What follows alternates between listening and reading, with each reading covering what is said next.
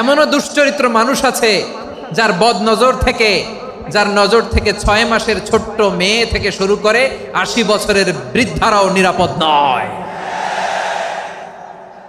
পশুকেও হার মানে। মানুষ মানুষের ঘর জ্বালিয়ে পুড়ে মেসাকার করে দেয়, জনপদের পর জনপদ জ্বালায় দেয়, এরকম আছে না নাই? বোমা মেরে শহরগুলো উড়িয়ে দেয়। এই যে ইসরায়েল গাজার মধ্যে যে অ্যাটাক করেছে, এরা মসজিদ মানে নাই, মসজিদে বম ফেলেছে।